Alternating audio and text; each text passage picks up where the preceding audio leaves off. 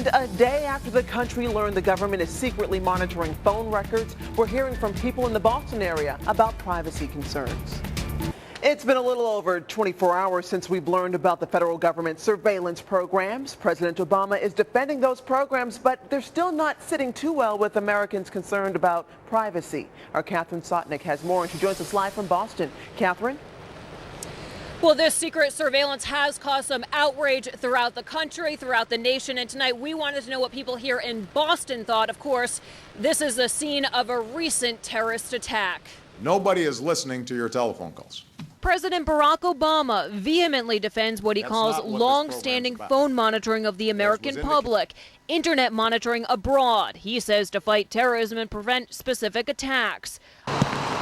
On Boylston Street Friday, just feet away from where the Boston Marathon terrorist attacks happened, reaction to the secret government surveillance was mixed. If somebody could have prevented what I saw, what I've been through, then take my cell phone. Everyday people, I don't want him looking about who I'm talking to. It's none of his business. President Obama says the surveillance has both congressional and judicial review and approval. What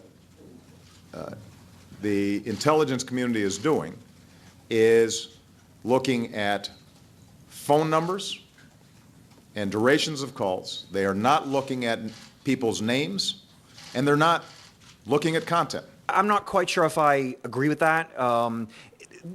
Our phones, to some degree, have been tapped since the Cold War. You know, since the KGB and communism, government has been paying attention to our full-blown communications. But despite this, Robert Siciliano, who works as a local McAfee online security expert, says the public shouldn't be overly concerned. It's not me or you, per se, that are being monitored, or not the average Joe. It's generally bad guys that they're paying attention to.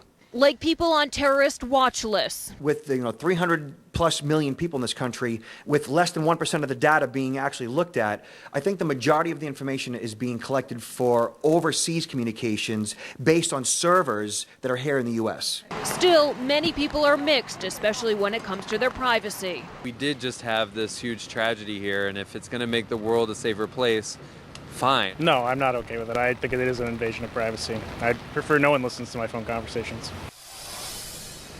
And according to a U.S. senator that NBC News interviewed, this secret program, the surveillance program, has been going on since 2009. Back to you, Latoya and Mike. Catherine Sotnick live in Boston. Thanks so much.